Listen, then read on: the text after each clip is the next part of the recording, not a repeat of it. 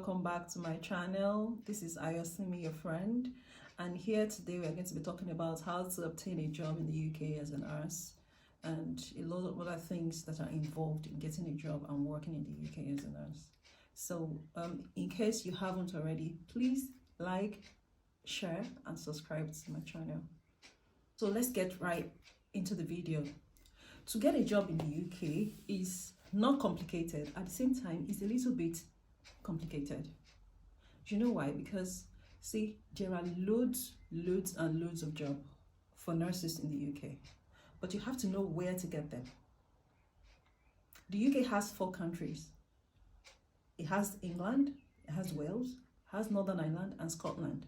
When you are looking for a job, don't limit yourself to England. Everyone wants to be in London, everyone wants to work in London, but not everyone can work as a nurse in London. You have to look at the other countries of the UK. And actually, what's the point of traveling if you are going to be stuck in just one aspect of, of the world? Look around, free your mind. So when you are doing a job search for jobs in England, search for jobs in Wales, because they are still all part of the UK. Scotland and Northern Ireland. They are also countries in the UK, and you would find out that you really love living in those places. So having said that, I also want to say that in the UK, there are so many places where you can work. The health sector in the UK is diversified for nurses. So you can work anywhere. You can work with the NHS, and the NHS is very broad. England has its own NHS. Wales has its own NHS. Scotland and Northern Ireland, they have their own NHS. So you can work with the NHS. You can work with the nursing homes. The nursing homes also have, some variety of specialties in them. But all in all, you can work either with the nursing homes or the NHS. So if you're looking to work with the nursing homes, just be prepared that in your nursing home, in one nursing home, you can have the dementia unit, you can have the nursing unit, you can have the mental health unit, you can also have the residential units in your nursing home. So these are the 4 major. In fact, you can also have a unit for learning disabilities. It's also, one area where you can have in a nursing home. So just be prepared for all these specialties. Also the NHS, of course, the NHS is like the typical hospital settings where you have all the specialties. Just think of it of a regular teaching hospital. All the specialties there, that's what you have in the NHS, and you can work. You can be employed to work in any of these areas of specialty. So getting jobs in the UK, you have to really be broad-minded. Be sure that you're ready to work in any of this place. And if there's a particular area you don't like to work, then don't look for jobs in those areas. I mean, it's really not, it's not difficult. You can make your choice. You can decide where you want to work. So like I said, the NHS in all these 4 countries are different. If you're looking for a job and you do a search, is either you can search generally for the NHS, and then your search engine might bring you NHS, but most likely they'll bring you NHS England, because it's the broadest of all the NHS services in the UK. But there are some specific websites for all these NHS in all these countries, specific websites. So I'm going to be dropping this website for you. Go to this website, register an account with them.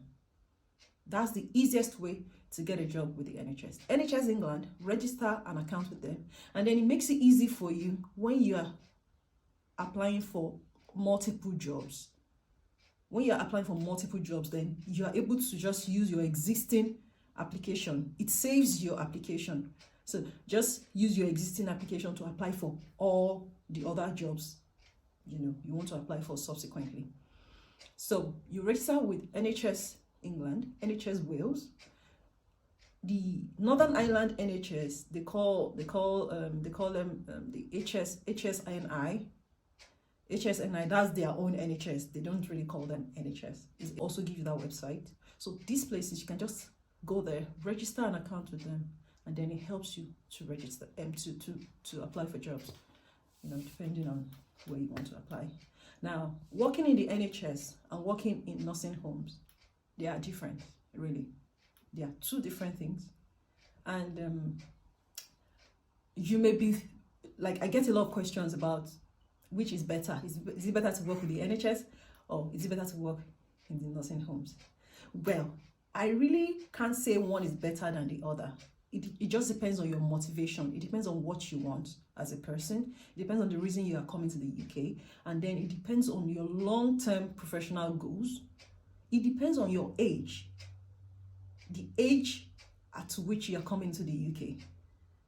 If you're a young person, like in your 20s, and you're coming to the UK, then you have luxury of time, to work for a long time. But if you are coming into the UK in your 40s, then you don't want to fool around. You don't want to, waste time doing some things. So you want to just go straight into the heart of the work, get paid, and then make plans. Because, you can't really work past a certain age. You can if you want, but then, how can you work all your life? You can't work all your life. It doesn't make sense. When are you going to really enjoy yourself? So, like I said, the NHS, the NHS has its own perks, and then the nursing home also have its own. So, I'm going to give you a few things that you may want to consider if you're looking for jobs in the NHS or the nursing home. So start with, I would like to start with the pay. The amount you are paid. The pay with the NHS is a little bit low because the NHS places you on bands. If you come in, the first coming in to work with the NHS, you start on a band 3 because you're coming as a pre-registered nurse. You start on a band 3. So band 3 pay is low. I really wouldn't be able to mention a specific amount, but it's low compared to your other colleagues in the nursing homes. So it is higher in the nursing homes. Even though it's higher, it's still not. Band 3 is what you get because you don't have your PIN yet. Excuse me, because you don't have your PIN to practice as a nurse yet. I told you, if you're coming into the UK, you are not a full registered nurse until you have your PIN, until your registration with NMC UK is complete. So until then, you'll be employed as a pre-registered nurse. Now, the pre-registered nurse rate, like I said, is low generally. But then you are looking towards something. Because number one, your employer is going to help you will help you to prepare for the OSCE exam. The OSCE exam is the practical aspect of that CBT you wrote in Nigeria. So the OSCE, the employer will help you to prepare, pay for trainings for you. If it's the NHS, they either pay for training or then they have their own training facilities where you can go, and train for the OSCE exam. Once you have passed the exam, then the NMC, will then look at your application as a whole and then issue you your own personal identification number, which is your PIN. And that PIN is what qualifies you to earn as a registered nurse in the UK. So once you have your PIN, then you can start earning as a band 5 nurse with the NHS. If you are with the NHS, instantly, the moment you have your PIN, you are taken to band 5. If you are with the nursing homes, the moment you have your PIN, your HR, and you send your PIN to your HR will start paying you. From that day, your hourly rate will increase to the amount on your job offer. The amount they promise to pay you on your job offer. Once you become a registered nurse, then your hourly pay would increase to that. So working in the NHS and the care homes, you think when we're talking about the pay is lower in the NHS and is higher in the nursing home. When you're talking about annual leave, the annual leave is about the same thing. There's really no much difference between the annual leave. You get your your weeks the same. It's about the same. Really not much difference. But when you're talking about sick leave, now this doesn't apply to every care home, but most care homes will not pay you when you're sick, which means when you're not working, when you're not able to work, maybe due to illness, especially due to illness, when you're not able to come to work, then you're not paid for that day or for the number of days you're not able to come to work. But it's not the case with the NHS. With the NHS, if you're not able to work, then you get paid regardless. Even if it's for 6 months, you will get paid in the NHS. So, that's another difference. And then talking about maternity leave, the maternity leave for the NHS is much longer, and then you get paid for the length of time. But for the care homes, your maternity leave is not as long, and you will get paid up to a point, and not your full pay. In the care homes, you don't get your full pay on maternity leave, but the NHS will give you your full pay up to a specific number of a certain number of months after you've given birth, and then you're allowed to stay at home for a year in the NHS. But that's not the case with care homes. And also with the NHS, you get paternity leave as well and pay. If you're a father, you just had a child, you get paternity leave for a certain number of months, and you get paid. So it's you have to weigh a lot of these things. For example, if you are past your childbearing age, like you're not giving birth anymore to children, then maternity leave is not really your cup of tea. So you may just look at it, weigh these options, and then decide on what you want. And then there is room for moving. There is room for migration. You may start with the NHS, get to a point and feel like, oh, I need to earn more money, I want to go to the nursing homes. Then you get a job. The jobs are everywhere. You may not get in a particular location that you want, but there are jobs everywhere in the UK. So don't be afraid of, you may start somewhere and decide that, no, I've had it. I want to try these other people, and then you move. It's not hard. It's not that deep here. Like, it's easy to move around. So having spoken about that, meanwhile, before we continue, please remember to like this video, share with people, let them benefit, and then subscribe to my video so you can be up to date with my content and everything. Thank you. So we've spoken about that. Like I said, I'm going to drop the website. I'm going to drop the websites for you so you can work there. Then you can click on them, register, and then start applying for jobs. One very important point is that when you're searching for jobs, search as a pre-registered nurse in the UK or international registered nurse. Those are the keywords you should use in your search, so that it can give you specific jobs, specific job results, jobs that you can register for. Not that you start applying and then it tells you, do you have a PIN or do you have the right to work in the UK? You don't, man. You are looking for a job. So, that thing can really, really get on your nerves. So search for pre-registered nurse or international registered nurse. Then there are other people who can also recruit. We call them agencies. Now these agencies, some recruit on behalf of care homes and nursing homes. You can use them interchangeably.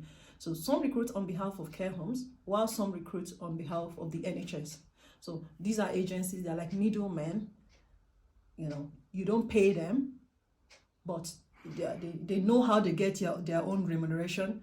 So you don't pay them, but they are not your direct employers.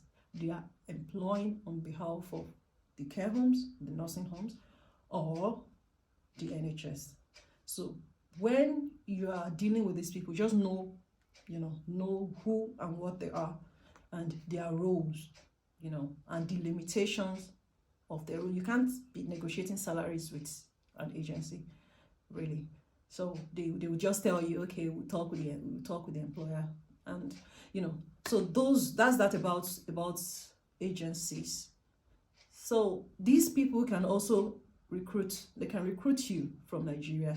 Now there's this talk about Nigeria being on the red list and everything. Yes, because our government, they're complaining about the brain drain, people, doctors and nurses leaving, which to me is it's not the best way to go about it. But then, who am I?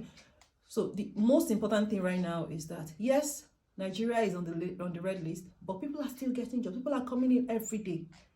People are getting jobs in the UK. Nurses are getting jobs in the UK. They are coming in every day. So don't give up.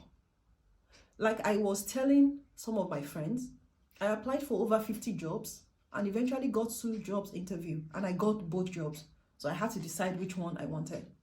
So you wake up in the middle of the night, you pray, God, please order my steps on this internet, on this my job search. Lead me, direct me. After your prayers, pick your phone, start searching, because jobs are being posted every day. Don't give up. See, if you're looking for a job in the UK as a registered nurse, don't think, because of the things you went through, passing your IELTS, passing your CBT. Now I'll just throw out my CV and then the employer will call me and the next day I'm out to the UK. No, it doesn't work like that. Every aspect of it requires resilience. You have to be determined and never give up. I tell myself, no, I'm not giving up, and I never gave up, and I got what I wanted. So same goes for you. Don't give up. Keep pushing, keep applying. Don't get tired of applying. I mean, buy data. I know it's hard sometimes, but you have to just keep at it, and you will get something. You will get a job. There are jobs here, I can tell you that. And the red list or whatever does not affect the job. Yes, some official governments, like some NHS, would not recruit from Nigeria because of the red list, but there are jobs. Now there is another way. As a nurse, as a registered nurse, there's another way you can get a job. If you have money in Nigeria, come over to the UK. Come over to the UK. Pay for your OSCE training, because the moment you have passed your IELTS and your CBT, then you can do OSCE. Though, because OSCE is a little bit expensive, I think OSCE is it £800? I'm not sure.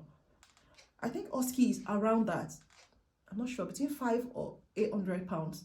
It may not even be up to £800.